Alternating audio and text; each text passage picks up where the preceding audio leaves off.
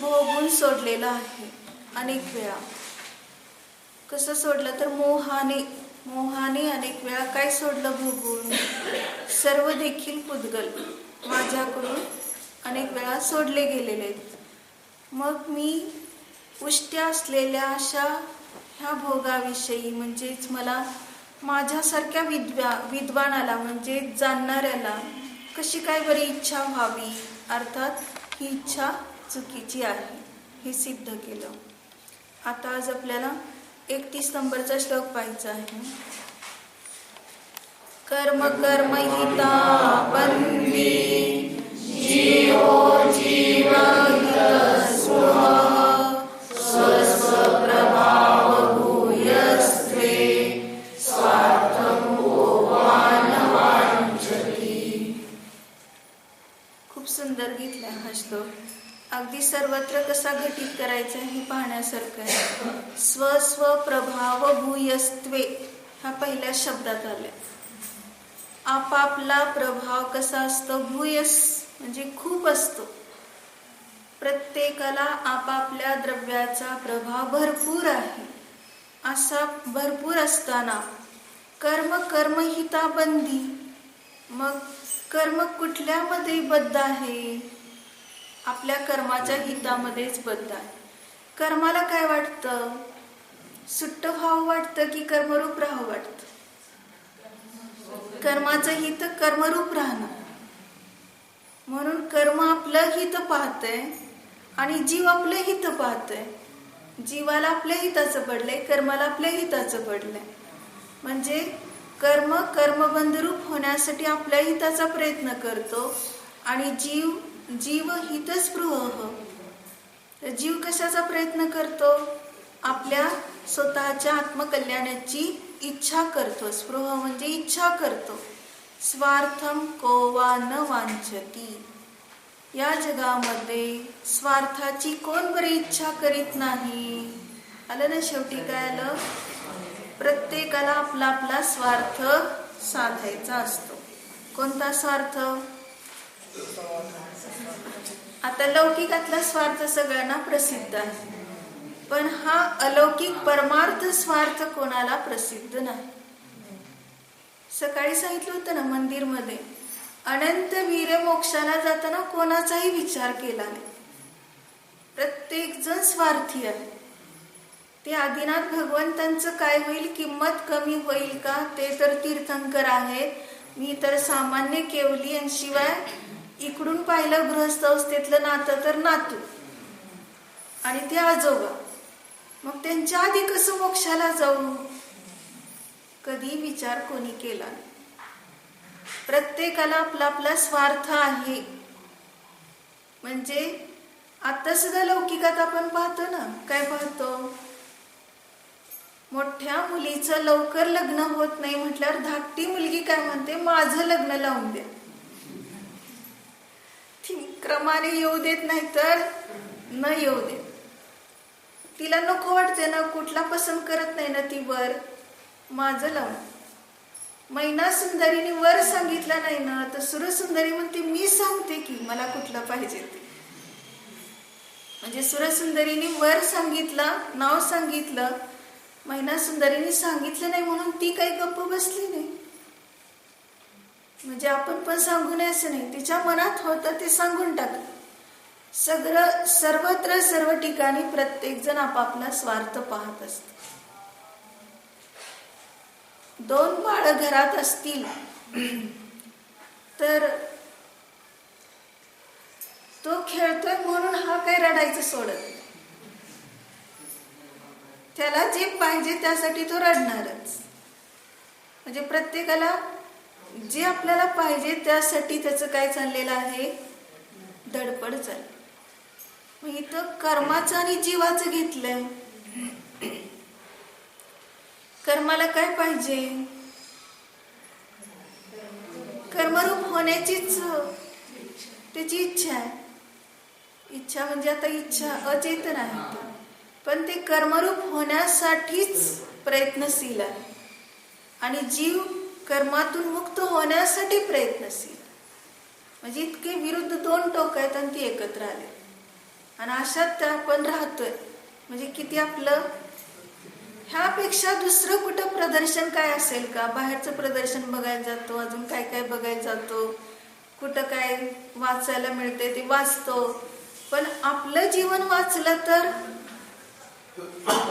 बाहेर काय वाचवायला जायचं राहतच नाही. म्हणजे आपलं जीवन कुठं वाचवायचंय? मी फक्त चेतन स्वरूपच आहे, अचेतन स्वरूप नाही. दोन क्रिया करणारा मी नाही, चेतना आणि अचेतन. म्हणजे कर्माला पण ठेवून घेतो आणि मी पण राहतो. जीव आणि कर्म दोघांची संगती अशी कधी झालीच नाही. विसंगत एकत्र आलेले आहे आणि विजातीय एकत्र आलेले आहे. आणि त्यामुळे या ठिकाणी प्रत्येक जीव दुःखी आहे. जोपर्यंत ह्या कैदेतून कशी सुटका करायची ही कला कळत नाही तोपर्यंत दुःखी आहे. म्हणून हा काय म्हणतो, पिंजऱ्यातून उडून गेला पंख, काय पक्षी, हा पक्षी पिंजऱ्यातून उडून जाण्याचाच काय करतोय, प्रयत्न करतोय. माहिती ना ते 48 हंसाची गोष्ट. हंस का काय, कबूतर, 48 कबूतर राणीच्या ताब्यात आहेत आणि प्रत्येकाला एकेका पिंजऱ्यात ठेवलंय. किती 48च आहेत ना. मग ते एक एक पिंजऱ्यात ठेवलेले कबूतर रोज काय काम करून घेते त्यांच्याकडून. राजा परदेशात गेलाय, त्याचा पत्ताच नाही आणि त्याचा शोध घेण्यासाठी सारखं 48 कबुतरांच्याकडे संदेश, चिठ्ठी लिहून संदेश त्यांच्या चोचीत पाठवून देत असते. पण त्यांच्याकडून उत्तर येत नाही. ही प्रयत्न करते पण त्यांच्याकडून उत्तर येत नाही, कारण तो सापडतच नाही राजा. पण तिने काय प्रयत्न सोडलेला नसतो. एक दिवस तिच्या अनवधानाने काय होतं, 48 पिंजऱ्यांची दारं उघडी राहतात आणि ते 48 कबूतर उडून जातात. पण एक कबूतर उडत असताना तिचं लक्ष तिथं गेलं तर आता तुला तर मी कसं सोडते, लगेच त्याला बंदी करून टाक. 47 गेले तर 48 जाऊ नये म्हणून तू तर एक मला पाहिजे की माझ्या पतीचा संदेश मला तुझ्यातर्फे तरी मिळेल, तुला तर मी सोडणार नाही म्हणून त्याला बंदी केली. कशाचं प्रतीक आहे? मनुष्याचे भव 48 आणि ते 48 प्रत्येक मनुष्य भवातून प्रयत्न काय चाललाय, चेतना. ती राणी म्हणजे कोण आहे, चेतना. आणि राजा म्हणजे कोण आहे, कारण परमात्मा. त्याचा शोध घेते. म्हणजे प्रत्येक भव असाच वाया गेला. ते 47 उडून गेले. 48 पण चाललं होतं मनुष्य भव, पण त्याला पकडून ठेवलं. म्हणजे काय केलं, आता ह्या भवात तर मी माझं कार्य करणारच. आणि म्हणून तिने काय केलं, त्याला जसं पकडून ठेवलं तसं आपण सुद्धा हा माझा 48वा शेवटचा भव असेल असं समजून जर आपण पुरुषार्थ केला आणि ह्याच्यातून आपलं कार्य साधून घेतलं तर किंचित मात्र व्याकुलता राहणार नाही.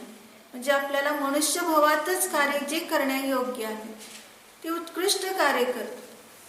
धनी धन्य है जे जीव नरभव यह कारज किया. छडालामध्ये म्हटलं ना, तेच धन्य आहे जीव की ज्यांनी मनुष्यभाव प्राप्त करून हे कार्य केलं. कशाचा श्लोक आहे, केवल ज्ञानाला प्राप्त झाले. त्यातला 6व्या ढालीतला हा श्लोक आहे. मग त्यामध्ये काय सांगितलं की तोच खरा मनुष्यभाव सफल होतोय की ज्यामध्ये आपल्याला करण्यायोग्य कार्य केलं म्हणजे स्वतःला जाणून. मग तसं इथं सांगितलं की जीवाने आपल्या हिताची इच्छा केली तर त्याचं कल्याण होणार आहे आणि आपल्या हिताची इच्छाच केली नाही तर आहे का इच्छा, हिताची इच्छा आहे का, आहे पण हित माहित नाही कशामध्ये आहे ते. त्यामुळे तो काय समजतोय, माझं हित म्हणजे शरीराला सुख देणं, शरीराला सुख देऊ शकतो. काय सांगितलं होतं समाधी शतक मध्ये श्लोक, निग्रहानुग्रहधियं तथाप्यत्रैव कुर्वते न जानन्ति शरीराणि सुखदुःखानि बुद्धय. काय सांगितलं? शरीर तर सुखदुःखाला जाणत नाही आणि अज्ञानी मात्र काय आहे? तथापि तरी सुद्धा अत्रैव म्हणजे ह्या शरीरामध्येच दंड देतात, म्हणजे शरीरालाच दंड देतात आणि शरीरावरच अनुग्रह करतात. काय सांगितलं? तथापि अत्रैव कुर्वते. निग्रहानुग्रह म्हणजे दंड देण्याची बुद्धी, कृपा करण्याची बुद्धी, दोन्ही पण ह्या शरीराला, त्या शरीराला किती कृपा केली तरी कळत नाही, किती दुःख दिलं तरी कळत. महिनाभर उपास करा तरी ते आपल्याला काही म्हणायला येत नाही, आणि सारखं दिवस रात्र खात राहावा तरी सुद्धा ते आपल्याला काही आपल्यावर संतुष्ट होत नाही. अचेतन आहे आणि त्या अचेतनेला पण संतुष्ट करायला निघालं, म्हणजे त्याच्यात आश्वस्त व्हायला निघालंय, त्याच्यामध्ये आपल्याला सुख मिळेल असं वाटतंय, किंचित मात्रही सुख नाही. म्हणून कसं तू याच्यामध्ये आश्वस्त राहत. आणि ते तर सांगितलं ना, समयसार मध्ये कुठंतरी एक गाथा आहे, म्हणजे हे वर्णाधिक भाव जीवाचे नाही, अशा आशयाच्या गाथा, म्हणजे 50 ते 55 पुढच्याच गाथा आहेत. म्हणजे 60च्या आतली कोणती तरी एक गाथा असेल ही. तर त्याच्यात काय सांगितलंय? वर्णाधिक आहेत ते स्वतःची प्रथयंती म्हणजे प्रसिद्धी करतात. वर्णादी आहे ते पुद्गलाची प्रसिद्धी करतात, जीवाची प्रसिद्धी करत नाही. आणि त्याला परत प्रसिद्ध करणारा नोकर भेटलाय जीव. काय म्हटलं? त्या पुद्गलाची प्रसिद्धी करायला नोकर कोण आहे? जीव आहे. म्हणजे जीव किती तो ज्ञान गुणवाला असं मूर्ख झालाय, त्याला आपले हित कळे नाही, म्हणून काय म्हणतो? बघा बघा नातू किती सुंदर आहे. काय करतो? त्याचं बारस, त्याच्या बारशाला इतके लोक बोलवलेले आहेत आणि काय कशाची प्रसिद्धी करतोय? ते तर पुद्गल आधीच करते स्वतःची प्रसिद्धी, ते आपल्या हितामध्ये बद्ध आहे, आणि आपण परत आपलं हित न ओळखता त्याची प्रसिद्धी करायला निघालाय. बघा आमची गाडी किती सुंदर आहे. कोणाची प्रसिद्धी केली? आमची नाही, पुद्गलाची प्रसिद्धी केली. बंगला किती सुंदर आहे म्हणून बघायला बोलवतो, प्रसिद्धी झाली पुद्गलाची. असं सर्व दागिने, शादर कशासाठी मांडलेलं असतं? सगळ्यांना बघायला, दाखवायला किती सुंदर केलंय. सगळं पुद्गलाची प्रसिद्धी, जीवाची ह्यात काही सुद्धा प्रसिद्ध नाही. जीवाची प्रसिद्धी कुठल्या गाथेत सांगितली? समयसारच्या 5व्या गाथेत सांगितली. तेवढं केलं तर खरी जीवाची प्रसिद्धी होते. येत निश्चय तम येत विहतम दायेहम आपण सविहवे. ऐक, आपल्या वैभव सहित दाखवतोय का आपण कोणाला हे वैभव? आपलं आत्म्याचं प्रदर्शन कोणालाही करत नाही. कशाचं करतोय? सगळं विभावाचं करत. म्हणजे बाहेर फिरायला जायचंय तर नटून जायचं, अगदी शृंगार करू. आणि इथं तर सांगितलं रत्नत्रय से सजा हुआ भगवान दिखाए. तुझी शोभा रत्नत्रयाने, ते तर दाखवायचं राहिलं, पण दाखवायला काय निघालाय? बघा किती सुंदर कपडे आहेत, दागिने आहेत, आणि लोक बघत राहतात किती छान नटलेत.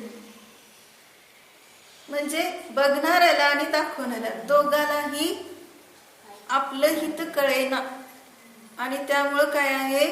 पुद्गलाच्या हितातच अडकले, पुद्गलाचं हित करायला निघाले. पुद्गलाचं तरी हित आहे का? ते कर्मबंध होणं, स्कंदरूप होणं, ते तर परमाणूचं हित नाही. परमाणू सुट्टा राहणं हे परमाणूचं हित आहे. तसं जीव शुद्ध राहणं हे जीवाचं हित आहे. प्रत्येक जण आपलं आपलं हित पाहत असत. पाऊस खूप पडला, कोणाचं हित झालं? पाऊस खूप पडल्यावर हित कोणाचं झालं? कुणावर उपकार केला नाही पावसाने, ढगाने स्वतःला हलकं केलं, आपलं हित पाहिलं ते.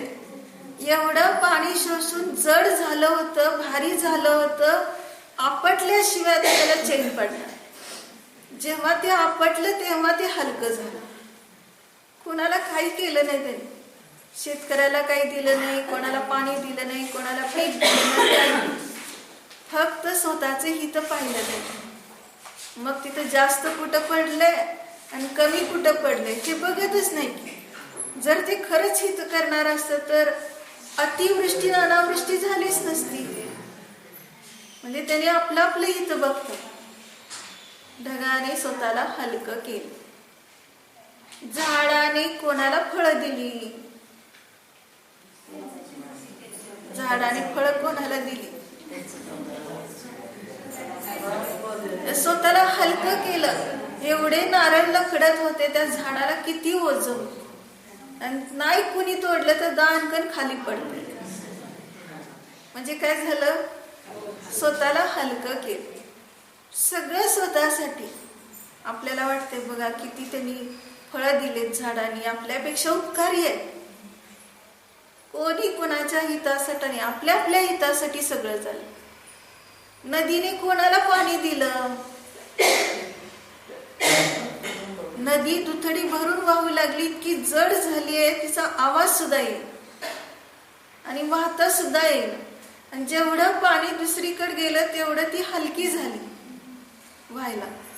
म्हणजे काय झालं, स्वतःचं हित केलं, दुसऱ्याला काही केलेलं नाही. आणि मुक्त जीवाने कोणाचं कल्याण केलं. आता शेवटी कुठे घ्यायचं, महावीर भगवंताने कोणाचं कल्याण केलं, स्वतःच केलं, हलकं केलं स्वतः. कर्माला कर्मात सोडून दिलं, जीवाला जीवा, बस आपलं आपलं हित पाहिलं. एवढंच काम केलंय त्यांनी, स्वतःला हलकं केलं. जे घेऊन परद्रव्याचं ओझं वाहत होते ते सगळं त्या मुक्त जीवाने काय केलं, सोडून दिलं. आपलं हलकं हलकं जेवढं स्वरूप होतं तेवढं, आपलं आपलं ओझं कोणाला नसतं. दुसऱ्याचं काय आलं की ओझं, पायात काटा मोडला, ओझे की हलकं आहे, ओझे काटा एवढासा, आणि त्याच्यापेक्षा पायाचं वजन, हाताचं वजन मोजलं तर खूप आहे. मग एवढ्याशा काट्याने काय फरक पडतोय. पण परवस्तू चालणार नाही, फॉरेन बॉडी, बस लगेच ती काढूनच टाकली पाहिजे. नाहीतर काय होतंय, शल्य, तसं विभाव, परकीय, ते निघालंच पाहिजे. ते आपले हितकारक नाही, अहितकारक. दुसरं कोण जर आपल्या घरात येऊन बसलं, काय करतो आपण, पाऊस पडतोय तोपर्यंत तो बसलाय, त्याला काय बसायचं नाही आपल्या घरात, त्याला पण ओझेन, आपल्याला पण टेन्शन. मग पाऊस थांबला की, कधी पाऊस थांबतोय सगळं लक्ष कुठे आहे, पाऊस कधी थांबतोय, हा मनुष्य कधी जातो. किती घरात किती लोक आहेत, 10-12 लोक आहेत, आणि ते एकट्याने काय फरक पडत होता. पण परकीय आपल्या घरातला नाही, चालत नाही. आपल्या घरातलं आहे तेवढंच आपल्या घराच्या बाहेरचं थोडं सुद्धा चालणार. मग तसं आपल्या घरातलं वैभव कोणतं, ज्ञान, दर्शन, आनंद, चारित्र्य, अनंत गुण. अनंत गुण आहेत, पण स्वतःच आहे ते हलकं आहे, स्वाधीन आहे, आणि त्यात ओझं नाही. पण स्पर्श एक फक्त जरी गुण आला त्यात, अनंत गुणात तेवढाच एक गुण मिसळला तर काय बिघडतंय. अहित झालं, हित राहिलं नाही. दुसऱ्याचा एकही गुण नव्हे, एक अविभाग प्रतीचे सुद्धा चालत. आपल्यातला गेलेला चालत नाही, दुसऱ्यातला आलेला चालत. एवढं मर्यादशील द्रव्य असताना आपण अमर्याद राहतो. म्हणजे परद्रव्यात मस्त खुशाल चेंडू सारखं शरीरात कस काय आश्वस्त. म्हणतो माहिती ना ते, जेव्हा सिंहाच्या गुंफेमध्ये एका मुनींना चातुर्मासाला पाठवले, दुसऱ्या मुनींना कुठं पाठवले?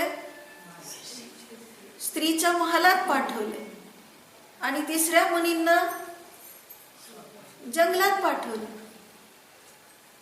आणखी कुठं कुठं पाठवले चातुर्मासाला. मग त्या आचार्यांनी स्वागत कुठल्या मुनींचं केलं? सिंहेच्या गुंफेत गेलेल्या मुनींचं स्वागत का नाही केलं? स्त्रीच्या महालात गेलेल्यांचंच का स्वागत केलं?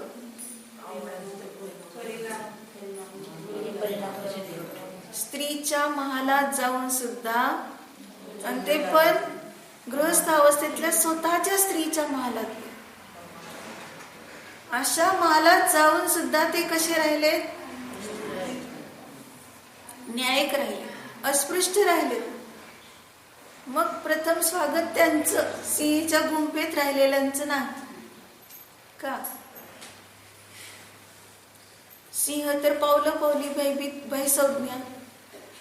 मग त्या भयसंज्ञेने किती त्रास होईल, मला खाईल काय, सारखं ते अंजना काय करत होती सारखी. सिंहाची गर्जना ऐकली की लगेच इकडं संलेखन घेत होती. जर मी ह्या उपसर्गातनं वाचली नाही तर चारी प्रकारच्या आहाराचा त्याग. किती वेळा हा प्रसंग आलाय तिला. मग त्या मुनींना किती वेळा येत असेल? 4 महिने. मग त्यांचं स्वागत जास्त व्हायला पाहिजे होतं ना. ह्यांना काहीच भय नाही, मस्त आरामात राहिलेले. महालात राहणं म्हणजे आरामातच राहणं. मग ह्यांचं स्वागत का? तर जास्त बलवान कोण आहे? स्पर्शेंद्रियाचा विषय, काम. आणि ते काय कशात गेलं? भोग. तर भोगाला जिंकणं सोपं आहे, कामाला जिंकणं सोपं आहे. म्हणून काय सांगितलं एक श्लोक? वयानम बंभम च. काय सांगितलं? व्रतामध्ये ब्रह्मचर्य व्रत कष्टाने प्राप्त होत. 4 गोष्टी सांगितल्या ना. कोणत्या 4 गोष्टी?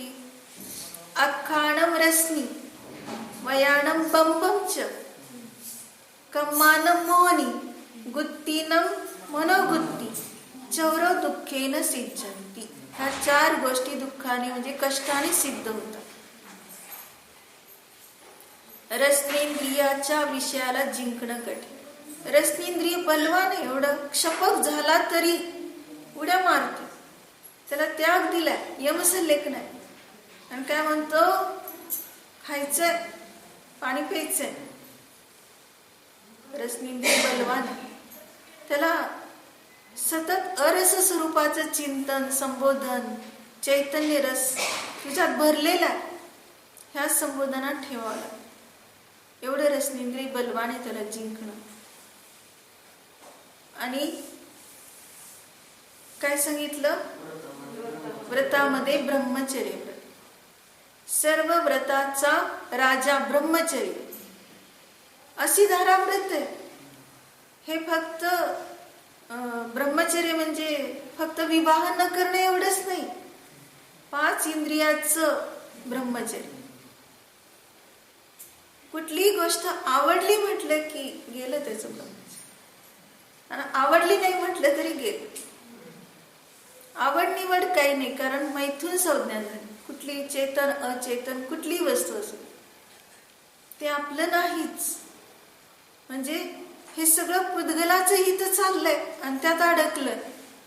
म्हणून तिथे सांगितलं तू मूळ विज्ञान स्वीकार कर, आणि ह्या विज्ञानात राहिला तर हे विचारच येणार.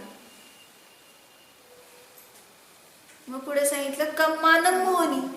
सकाळी सांगितलं ना, दत्त स्त्रीलोक्याम पट हो विभूत. त्या मोहाने दौंडी पिटवली, 3 लोक माझ्या ताब्यात. हे बघत तुम्हीच तेवढे कसे नाहीत माझ्या ताब्यात? बघतोच. बघायला गेला तर मुळा सकट नाश झाला. मूलशनाश बलवत विरोध. जो बलवानाचा विरोध करतो त्याचा मुळा सकट नाश होतो. मोहच उकडून पडला. म्हणून सांगितलं काय की जर त्याने निर्मोह स्वभावाची एवढी शक्ती त्यात जर विचार केला तर मोह राहतच नाही. आणि चौथं काय सांगितलं, गुप्तीमध्ये मनोगुप्ती. काय मनात येईल एवढं संकल्प विकल्प करण्याचा अभ्यासी हा जीव अनादिकाळचा. कधी काय येईल समजणारच नाही. मनोगुप्ती प्राप्त झालेले मुनी सुद्धा परत खाली येत. एक तर प्राप्त करताना किती कठीण आहे, आणि झालेली गोष्ट परत उतरायला अवघड नाही, लगेच उतरूनच जाते. फक्त त्या मुनींच्या मनात काय आलं, आहार करताना त्या स्त्रीच्या अंगठ्याकडे लक्ष गेलं. एवढाच उपयोग काय झाला, माझ्या गृहस्थ अवस्थेतल्या पत्नीचा सुद्धा अंगठा असाच होता. एवढाच विचार झरकन येऊन गेला आणि मनोगुप्ती संपली. किती हे पुद्गल द्रव्य, हे सगळे विभाव किती आपल्या हितात मध्ये बद्ध आहे. त्यांना कसं ह्या जीवाला खेचून घ्यावं हे कळतंय, पण आपल्याला हे कळलं नाही की त्यातनं आपण कसं सुटका करा. त्यामुळे आपली ही सगळी दुर्दशा चालली. म्हणून स्वतःला जाणलं तर सर्व दुर्दशा संपली.